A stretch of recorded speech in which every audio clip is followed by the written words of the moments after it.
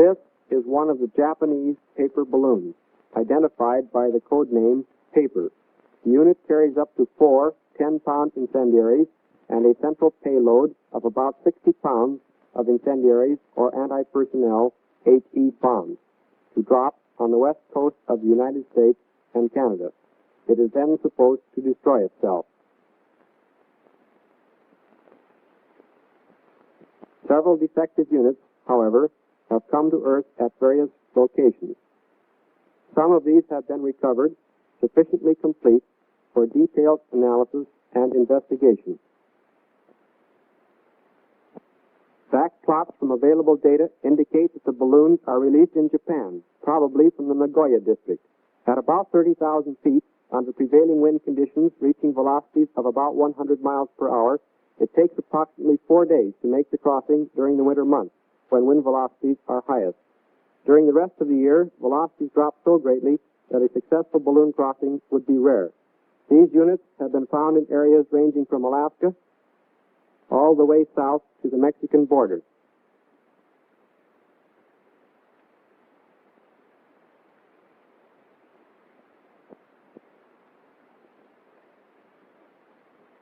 The balloon unit has a paper gas bag, 64 rope shrouds about 40 feet long, and an automatic ballasting and firing control.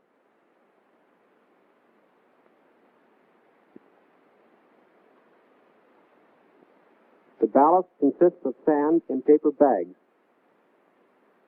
The payload is usually made up of incendiaries and possibly one or more anti-personnel HE bombs.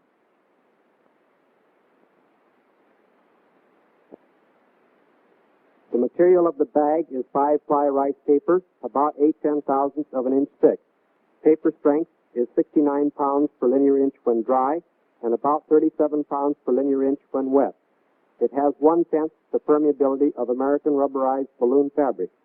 When the bag is inflated, the paper has a load of only 7 pounds per linear inch, or 1/5 the strength of the paper. The total weight of the bag is about 150 pounds.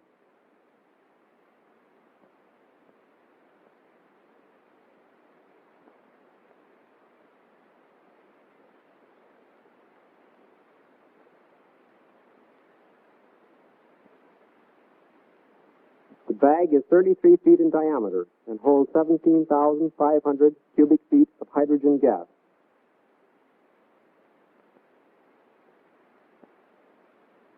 The escape valve is of the single disc type, 17 inches in diameter.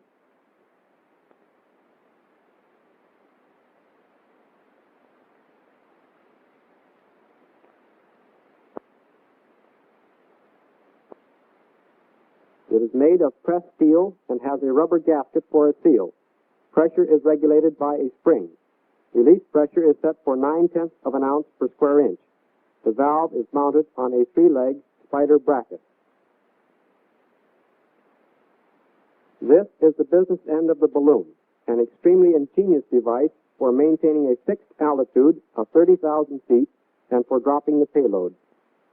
It consists of an electrical source, a demolition block,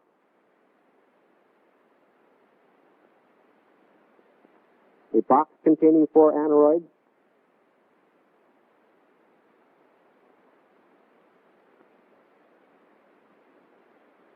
fuse jacks,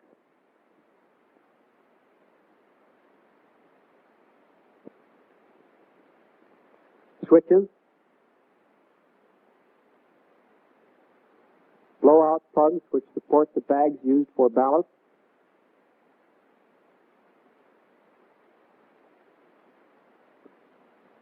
incendiaries,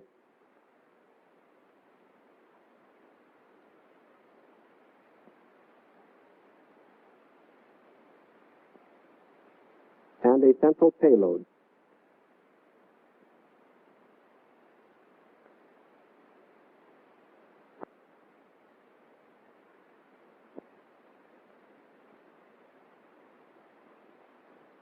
The ballast drops away in this manner.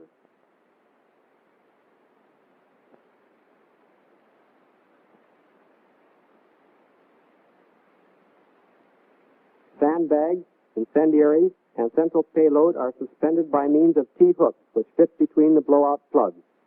Though they are intended to fire in pairs, blowing either one releases the T-hook.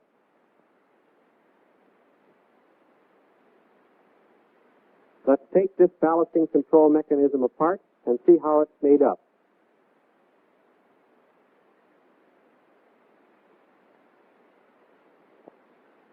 First, the fuse to the demolition block is pulled out.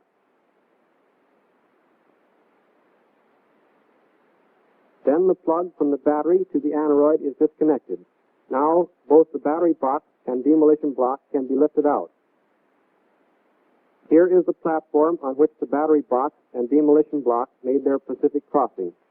The demolition charge is a 2 1/2 pound block of picric acid, detonated by a fuse.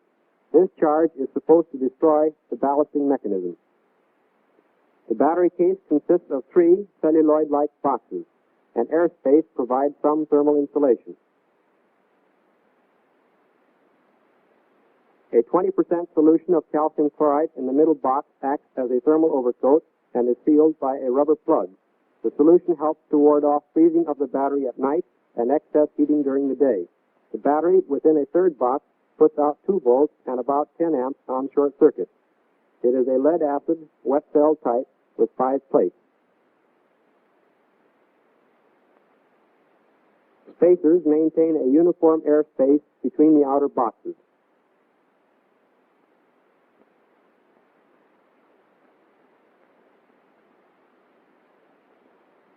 The aneroid plate is now taken out. These are the aneroid barometers. The master aneroid is in the center of the board. The 4 aneroids are connected to the battery by wire leads. This aneroid is set for about 27,000 feet. The setting can be adjusted by turning this screw.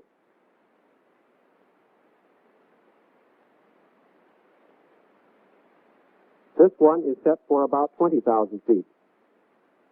It works on a straight make and break contact and can also be adjusted.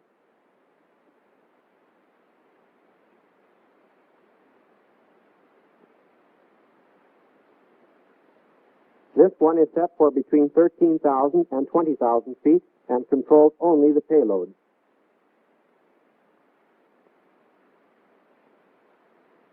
The master aneroid, covered with a cap, controls the dropping of the ballast.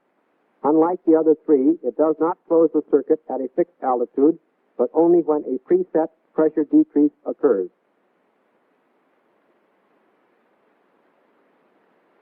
These are the aneroid bellows, which expand with a decrease in pressure. Attached to the bellows is this post, which, in turn, moves the arm through contact at this friction clutch. The arm is pivoted here. When the post rises, the arm is raised, and the contact is opened.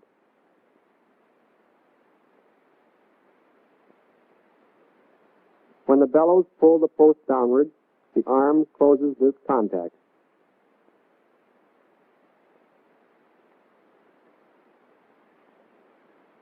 Some of the units are different in that all aneroids are covered instead of just the master aneroid, as on the board to the left, as a further protection against weather, no doubt. In addition, some covers have a triangle painted on them. The aneroid marked with a triangle is wired in series with the other aneroids and is set to remain open up to 8,500 feet before it makes a contact. This is undoubtedly for additional safety in launching.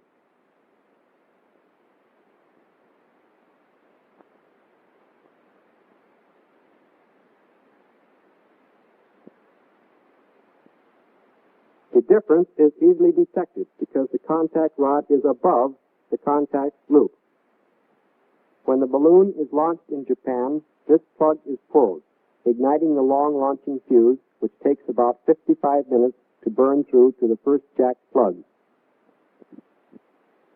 During this time, the balloon ascends rapidly until it reaches 30,000 feet, its operating altitude, and starts eastward. When the fuse burns out, this jack plug blows, closing switches and arming the number 1 ballasting plug.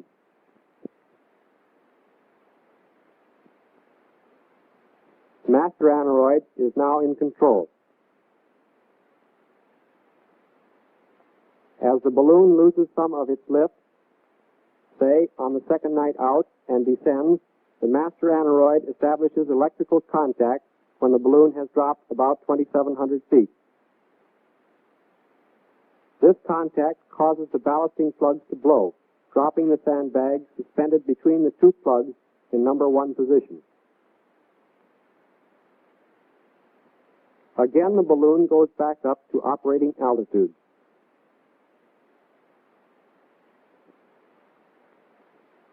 Here is a chart of the electrical and fuse circuits.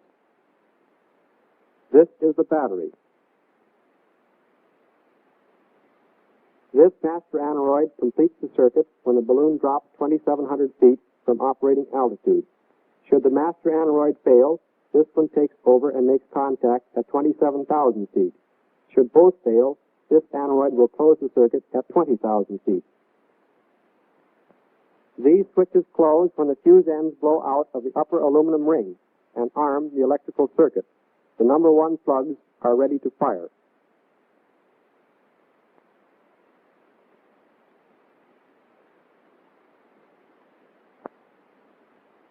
When the balloon is launched, all circuits remain open until this launching fuse, burning at 102 seconds per foot, burns through and arms the number 1 switch. This allows the balloon 55 minutes to reach operating altitude. In time, when the balloon loses lift and descends, the controlling aneroid makes contact, causing the number 1 plugs to blow, drop ballast, and ignite timing fuses to arm the next switch. The blowout plugs and the timing fuses ignited by them have been quite carefully worked out by their Japanese makers.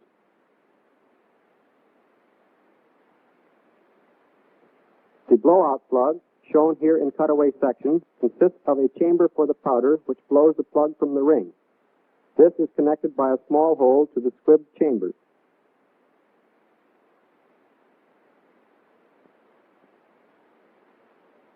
The powder charge is covered by tin foil and shellac to form a moisture seal. The powder consists of 96% potassium nitrate and 4% sulfur.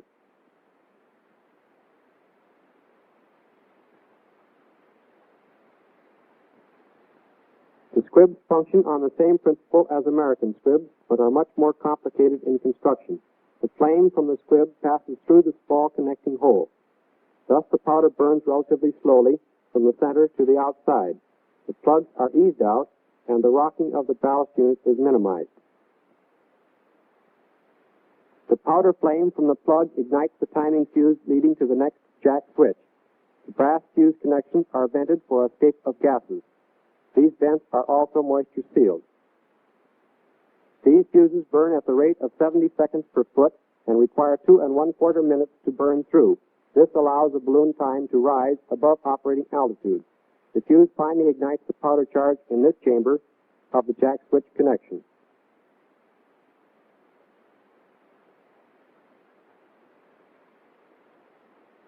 That mass production of these units is probably underway or contemplated is shown by the presence in later units of permanent mold cast aluminum plugs instead of the older, completely machined steel plugs. The design of the plug has not been changed. When the plugs blow, the squib leads are severed. This prevents one set of plugs from short-circuiting the next plug. The flash ignites the fuses behind these holes.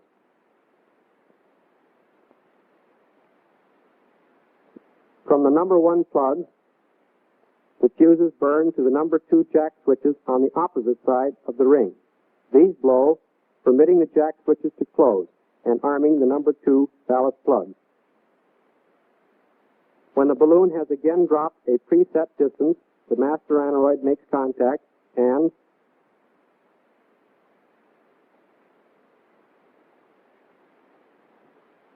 the number 2 plugs blow. The released ballast permits the balloon to rise again to operating altitude.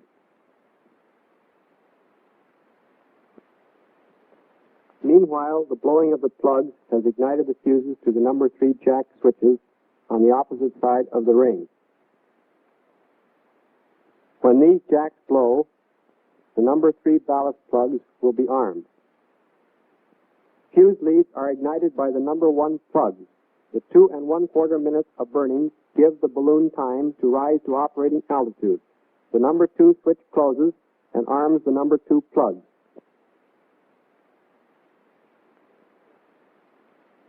When another loss of altitude occurs, the circuit will then be completed through the battery and an aneroid,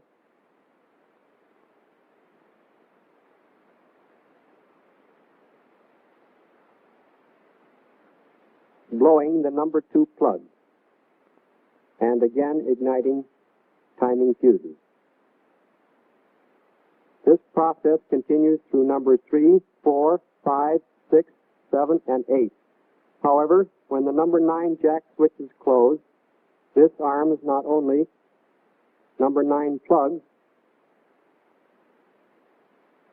but also one of the plugs supporting the payload.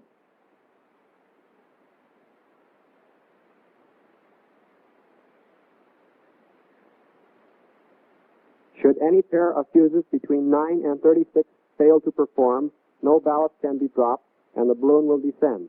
This aneroid will then close a contact at 13,000 feet, blowing a plug to drop the payload and igniting the fuse to the demolition block to blow up the whole ballasting unit.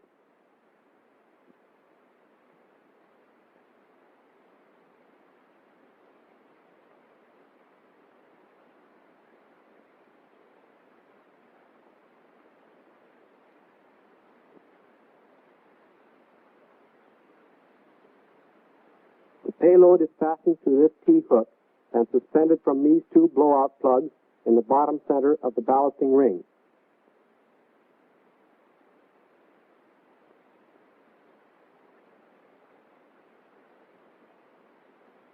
When either plug blows, the T-hook is released and the payload falls away.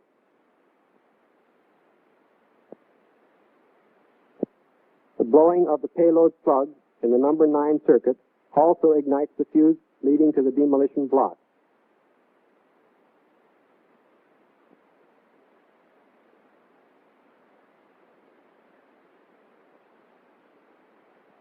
On some balloon units recovered, the demolition block has been found not beside the battery on top of the aneroid box, but within the ballasting ring, the logical place for it to do the most destruction to the unit.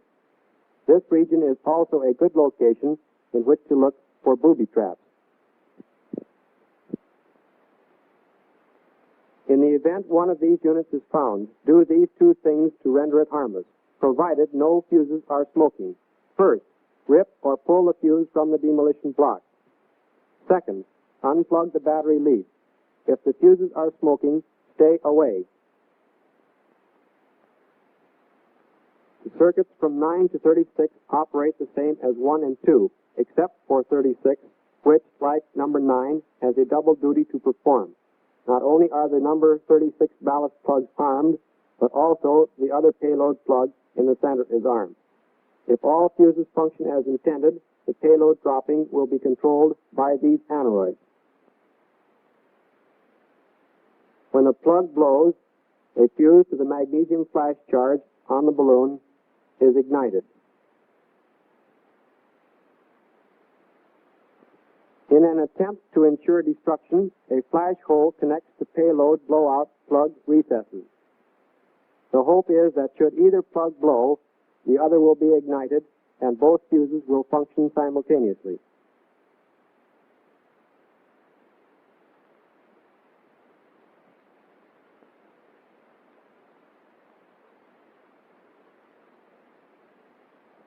This is the 4th day out, and as the last sandbag is dropped, only the payload remains. Presumably, the lighter-than-air invader is now over our coast. The first incendiary is dropped.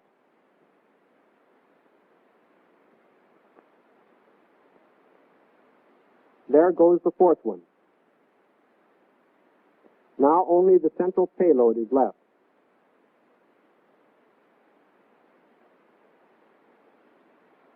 Note that it is suspended from the usual T by means of an S hook. The payload is dropped, and the fuse is burning to the demolition block, which will destroy the ballast control unit. At the same time, the fuse leading to magnesium flare is burning. Freed of the weight of the ballast control unit, the bag sails up to higher altitudes, where the magnesium flare will ignite the highly inflammable hydrogen.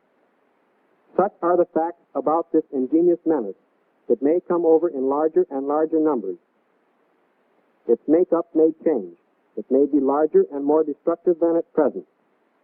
It can be detected by radar or reported by ship and aircraft lookouts. Defensive measures by all services are in operation to meet this menace.